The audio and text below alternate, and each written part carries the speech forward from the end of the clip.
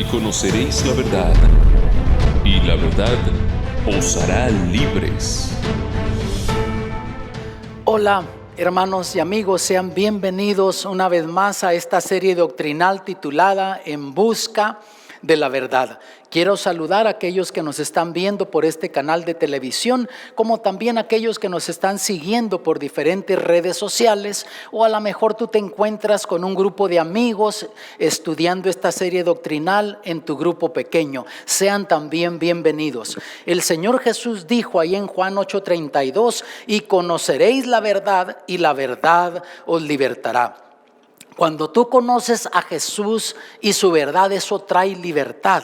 Está comprobado, personas que han estado atadas a vicios, a mal hábitos, han luchado por aquí, han luchado por acá, intentado de esta manera, de la otra, y no pueden liberarse, pero llegan a conocer a Jesús y su verdad, y eso trae verdadera libertad a sus vidas. En esta ocasión vamos a estudiar la verdad sobre el juicio investigador. En el estudio pasado descubrimos la verdad sobre el juicio y descubrimos que hay un juicio y que ahora en el cielo se está llevando a cabo un juicio. Pues ahora vamos a ver la parte 1 del juicio investigador. En nuestra próxima presentación vamos a ver la parte 2. En Apocalipsis capítulo 14, versículos 6 al 7 dice así: y vi otro ángel volar por en medio del cielo, que tenía el evangelio eterno para predicarlo a los que moran en la tierra, a toda nación, tribu, lengua y pueblo, diciendo en alta voz: temer a Dios y dadle honra, porque la hora de su juicio es venida, y adorar a aquel que ha hecho el cielo y la tierra, el mar y las fuentes de las aguas. Notas que este ángel va predicando el evangelio eterno, o sea, no cambia el evangelio. Seguimos siendo salvos así como fueron Adán y Eva en el jardín del Edén, por gracia, por un cordero, por Jesús que murió por nosotros en la cruz del Calvario. Al pasar los siglos han cambiado idiosincrasias, culturas, pero el evangelio sigue siendo el mismo. Y nota que el ángel está predicando y diciendo: temer a Dios y darle gloria, porque la hora de su juicio ha llegado. ¿Será que ya estamos viviendo en lo que aquí Apocalipsis le llama la hora del juicio de Dios? Y de paso, en Apocalipsis 14 se mencionan 3 ángeles que van volando. Este es el primero, hay un segundo ángel, vamos a ver ese estudio después, y luego el tercer ángel en otro estudio. Pero noten que estos mensajes sirven para preparar a la humanidad para la venida de Cristo. El juicio tiene 3 etapas, 3 fases.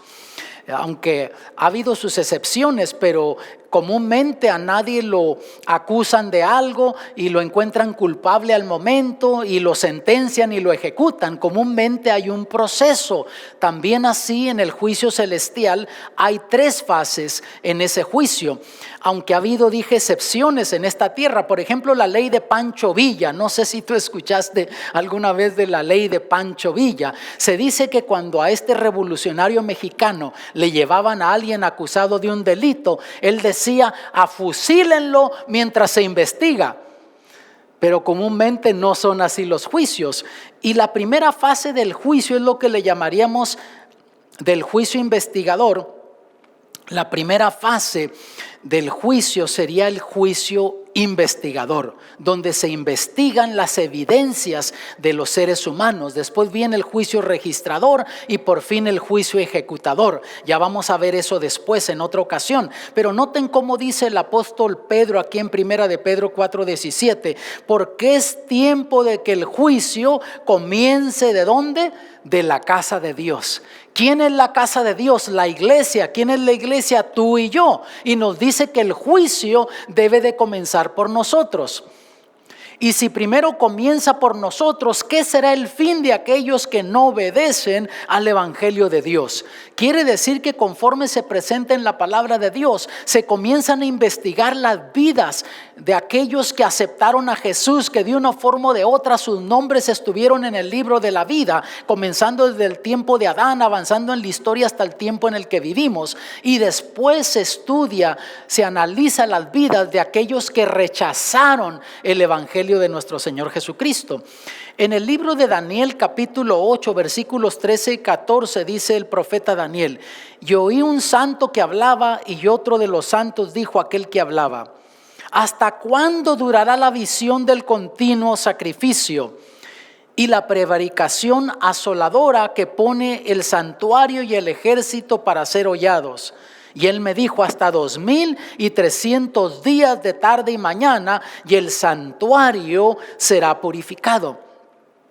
Daniel entendía lo que era la purificación del santuario, porque él había crecido viendo esas ceremonias. Él sabía que la purificación del santuario era una fiesta especial que se llevaba a cabo en el otoño, y el sacerdote día con día entraba al primer compartimento del santuario, que se le llamaba lugar santo, y entonces ofrecía incienso, que eran un símbolo de las oraciones de las personas que venían al atrio a buscar el perdón de Dios, arrepentidas, y traían sacrificios, y traía un poquito de sangre también el sacerdote, y lo ponía en uno de los cuernos del altar del incienso, y eso se hacía día con día por todo el año, de mañana y de tarde. Pero una sola vez al año oficiaba en el segundo compartimento, y solamente el sumo sacerdote, y a eso le llamaban la purificación del santuario. Era un día de expiación o un día de juicio también, y Daniel entendía todo eso. Lo que no entendía Daniel, cómo el santuario iba a ser purificado, porque cuando Dios le da esta visión en el año 551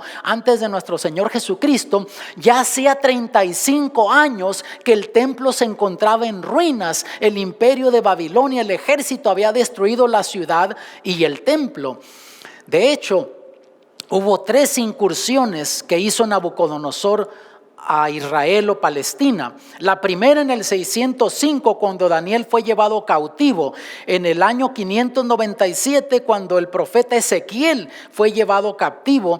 Y luego en el año 586 antes de Cristo, cuando el templo fue destruido, porque los judíos se levantaron en contra del gobierno de Babilonia. Y Daniel se encontraba en Babilonia cuando Dios le da esta visión en el año 551, y hacía 35 años que el templo había sido destruido, y él quería aplicarle la purificación del santuario en esa visión al santuario terrenal. La pregunta es: ¿cuándo comenzaría la purificación del santuario? Y ahí en el versículo 14 dice: él me dijo, hasta 2300 días de tarde y mañana, y el santuario será purificado. Y de nuevo Daniel quería entender esto. Incluso en el versículo 17, ya en la segunda parte de la visión, en la explicación de la visión, se le dice así: vino luego cerca de donde yo estaba, y con su venida me asombré y caí sobre mi rostro. Aquí está hablando del ángel Gabriel, que viene y se le aparece a Daniel para darle la explicación. Empero él me dijo: entiende, hijo de hombre, porque la visión es ¿para cuándo? Para el tiempo del fin. O sea, lo que tenía que ver de esa visión con la purificación del santuario no era para el tiempo de Daniel, era para el tiempo del fin. Versículo 27, vean lo que dice Daniel: y yo, Daniel, fui quebrantado y estuve enfermo algunos días, y cuando convalecí hice el negocio del rey, mas estaba espantado acerca de la visión, y no había quien le entendiese. O sea, Daniel aún se enfermó. Fue tanta la tensión mental, emocional, espiritual de querer entender este asunto de la purificación del santuario, que Daniel quedó enfermo y dijo que no había quien entendiese esta parte de la visión. La pregunta es: ¿qué es lo que no entendió Daniel de la visión? En el capítulo 8, como en el capítulo 7 en nuestro estudio pasado, la visión está dividida en 2 partes, tiene 2 escenas: algo que toma lugar en la tierra y algo que toma lugar en el cielo, la segunda escena. Y Daniel en la primera parte ve bestias, como miró en el capítulo 7, y vamos a ver lo que él ve. En esa visión del capítulo 8, él ve un carnero y un macho cabrío que se enfrentan. Y nota que no hubo duda, él entendió, ya sabía que bestias representaban imperios, reinos, poderes políticos, pero no hubo duda porque en la segunda parte del capítulo, en la explicación de la visión, le queda claro a él eso. Mira, en el versículo 20 se le dijo: aquel carnero que viste que tenía cuernos son los reyes de Medio y de Persia. Y nota que en el capítulo 7 de Daniel, como en el capítulo 2, Dios comienza y toma como punto de partida el surgimiento y la caída de los imperios con el imperio de Babilonia. Pero aquí ya en el capítulo 8 no toma como punto de partida Babilonia, sino toma como punto de partida el segundo imperio, Medo-Persia, porque ya estaba por caer el imperio de Babilonia, desaparecer de la historia y aparecer en la historia Medo-Persia. Y Medo-Persia reinó del año 539 a.C. hasta el año 331 a.C. Después en los versículos 21 y 22 se le dice: y el macho cabrío es el rey de Grecia, y el cuerno grande que tenía entre sus ojos es el rey primero, y que fue quebrado y surgieron 4 en su lugar. Significa que 4 reinos sucederán de la nación, mas no en la fortaleza de él. Nota, no hubo duda de lo que esto representaba.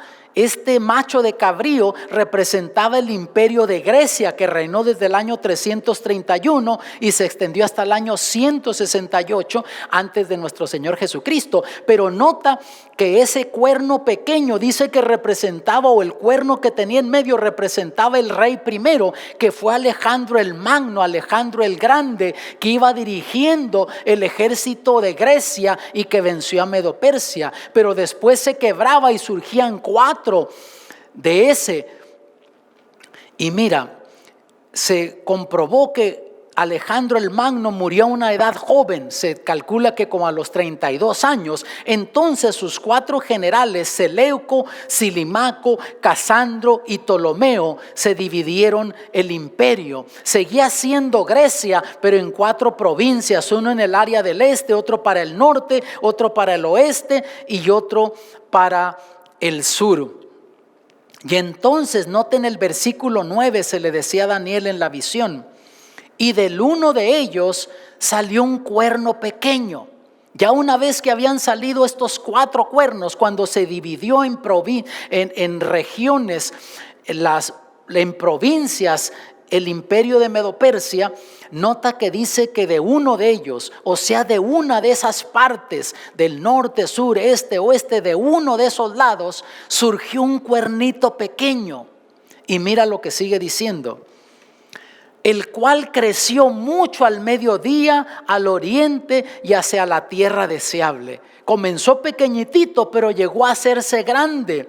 Y ese fue el imperio de Roma, que comenzó a reinar en el 168 antes de nuestro Señor Jesucristo y se extendió hasta el año 476. Y vemos cómo de Roma fue desde hacia el sur, entonces hacia África y Egipto, después también hacia Asia Menor, el este, y también se dirigió hacia Palestina, la tierra deseable. Israel lo tomó como provincia, pero en el año 476 de nuestra era se divide el imperio romano, como está registrado en la historia, en lo que ahora entendemos como las naciones europeas. Y en la profecía bíblica, en el capítulo 2 de Daniel, explica que el imperio romano, este cuarto imperio, no iba a ser vencido por otro imperio, sino que se iba a dividir. De los otros imperios, Babilonia, Medo-Persia, Grecia, decía que otro reino lo iba a vencer, pero cuando llega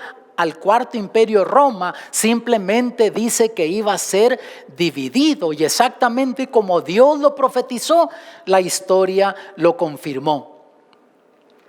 Y ya para el año 538 de nuestra era, mira lo que sucede. En el libro de la historia de la Iglesia Cristiana, volumen 3, página 327, Vigilio ascendió la silla papal en el 538 después de Cristo, bajo la protección militar de Belisario. ¿Quién era Belisario? Belisario era el general que controlaba el territorio de Italia. Una vez que se dividió el imperio romano, él controlaba ese territorio. Entonces entra como Papa Vigilio en Roma y le da todo el poder político, y ahora comienza a reinar como poder político religioso. Eso es lo que en la historia se le llamó la unión de la iglesia y del Estado. Y ahora la iglesia no solo dictaba en asuntos religiosos, sino también en asuntos políticos. Y conforme lo presenta aquí en la profecía, tanto en el capítulo 7 de Daniel como en el capítulo 8, descubrimos que ahora esta fase de Roma, la fase religiosa, se convertiría en un poder perseguidor. Y exactamente como Dios lo profetizó, la historia lo confirmó. Vamos a ver una llave profética que nos va a ayudar a entender periodo de tiempo en profecía bíblica. En Ezequiel 4:6 dice: día por año te lo he dado. En el libro de Números 14:34, un año por cada día. Quiere decir que en profecía bíblica un día representa un año. Y aquí en la profecía se le dice a Daniel que hasta 2300 tardes y mañanas y el santuario sería purificado. O sea, 2300 días, pero como está hablando en profecía bíblica, es un periodo de 2300 años. Con razón, amados, en el versículo 17 se le dice: entiende, hijo del hombre, porque la visión es para el tiempo del fin. No tenía que ver con Daniel, y en el tiempo de Daniel lo que tenía que ver con la purificación del santuario, eso era para el tiempo del fin. Notas la primera escena que tenía que ver con las bestias que iban surgiendo en la historia.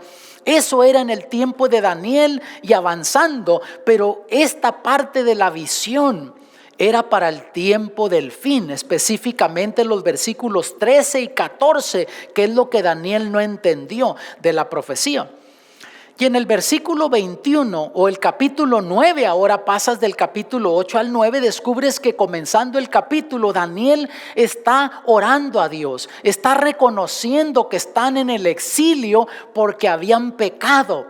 O sea, se habían rebelado en contra de Dios, habían desobedecido sus mandamientos, y él entendía que se encontraban como pueblo exiliados ahora en Babilonia por la rebelión, habían desobedecido a Dios.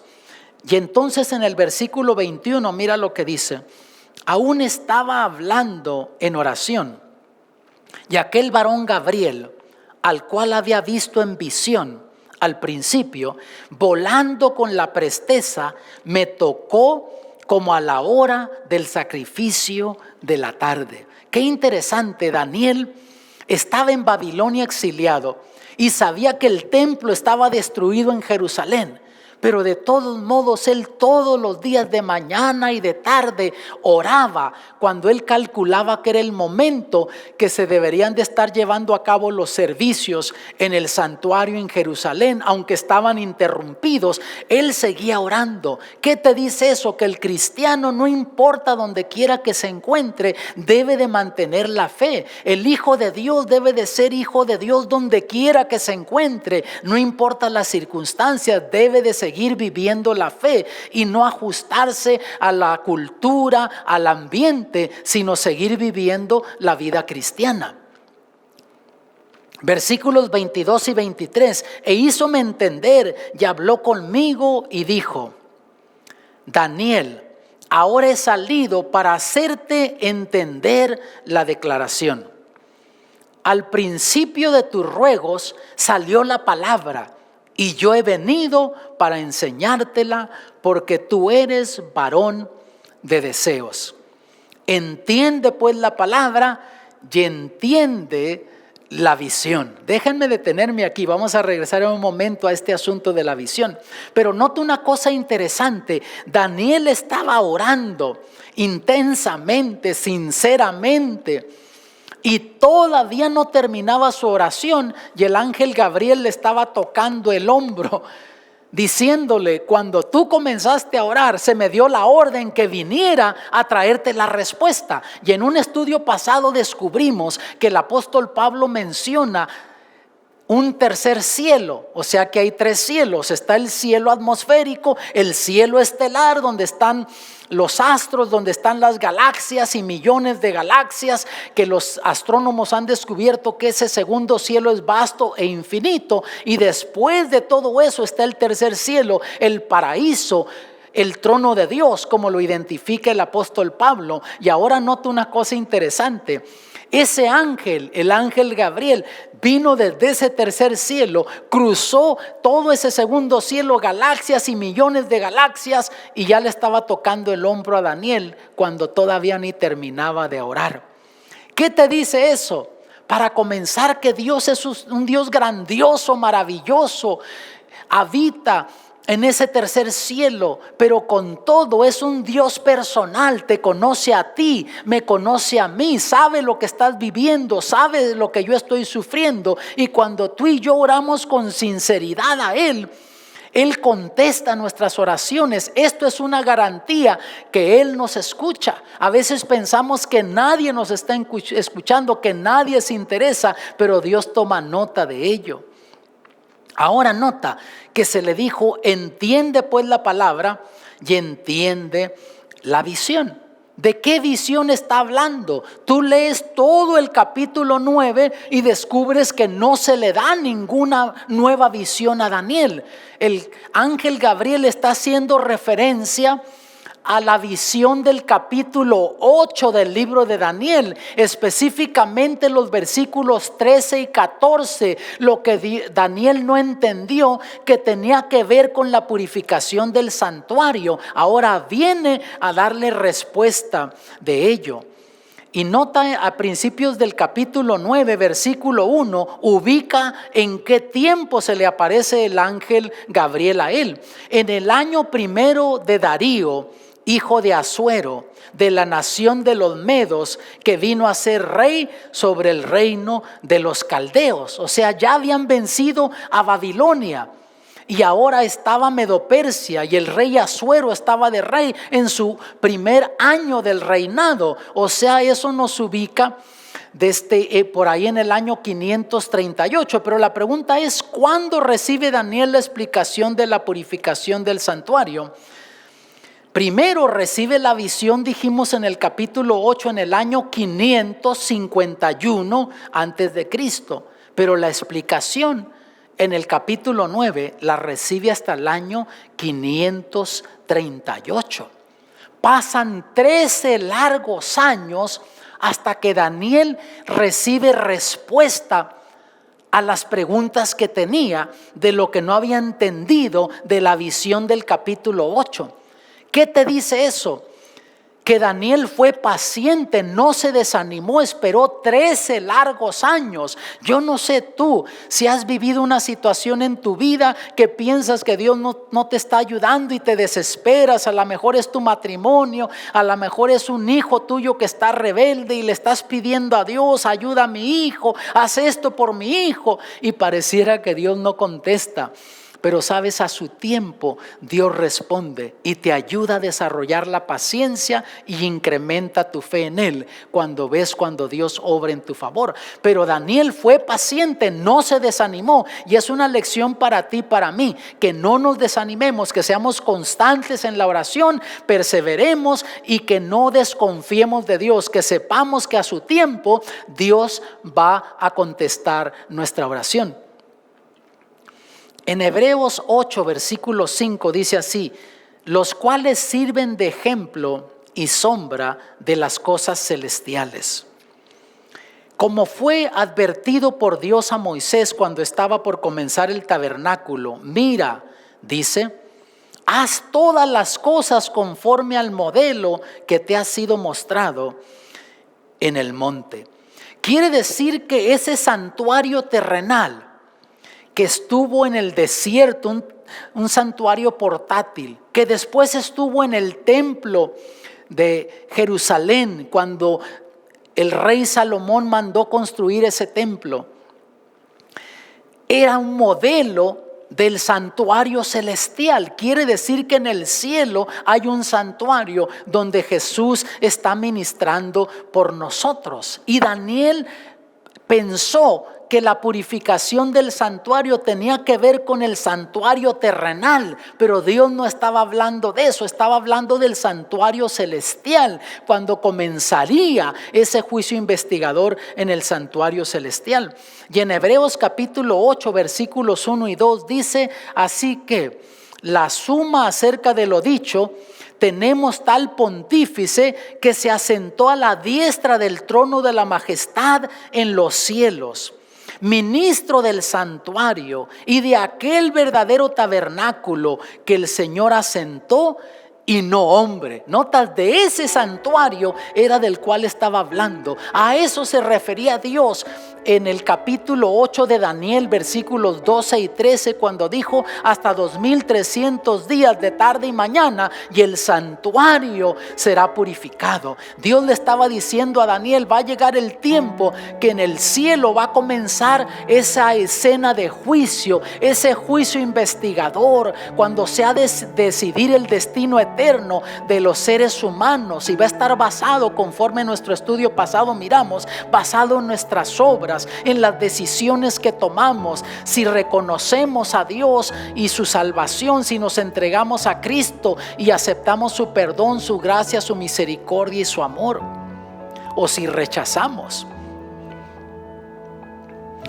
Hebreos 9:24 dice: porque no entró Cristo en el santuario hecho de mano, figura del verdadero, sino en el mismo cielo, para presentarse ahora por nosotros en la presencia de Dios. Ahí está Jesús en el santuario celestial, ministrando por ti y por mí. Ahora sabemos que iba a ser un periodo de 2300 años para cuando comenzaría la purificación del santuario. ¿Cuándo comenzaría a contar ese periodo de tiempo? No te pierdas la siguiente presentación, porque en la siguiente presentación vamos a tomar como punto de partida esa profecía del capítulo 8 versículos 12 y 13 para descubrir si ya ahora nosotros estamos viviendo, como dice en Apocalipsis 14, en la hora del juicio de Dios, para ver si ya comenzó ese juicio en el santuario celestial, para ver si ahora ya se está decidiendo nuestro destino eterno. Pero sabes una cosa, amado, lo más importante de este mensaje es que Jesús está de nuestro lado en el juicio. Sí, al seguir esa profecía vamos a saber exactamente, conforme Dios presentó el reloj profético, cuándo comienza ese juicio. ¿Cuándo comenzó ya? Porque ya estamos viviendo en la hora del juicio de Dios. Pero más importante que eso, Jesús está de nuestro lado en ese juicio y no tenemos nada que temer. Déjame orar por ti. Padre Celestial, ayúdanos a entender que tú nos amas, que harás todo lo posible para que podamos tener vida eterna. Oh Padre, creemos que nuestros nombres están escritos en el libro de la vida. Ayúdanos a vivir la vida tal que nuestro nombre permanezca allí, que no sea borrado del libro de la vida. Ayúdanos a permitir que tu Santo Espíritu dirija nuestra vida, nuestras decisiones, porque te lo pedimos en el nombre de Jesús. Amén.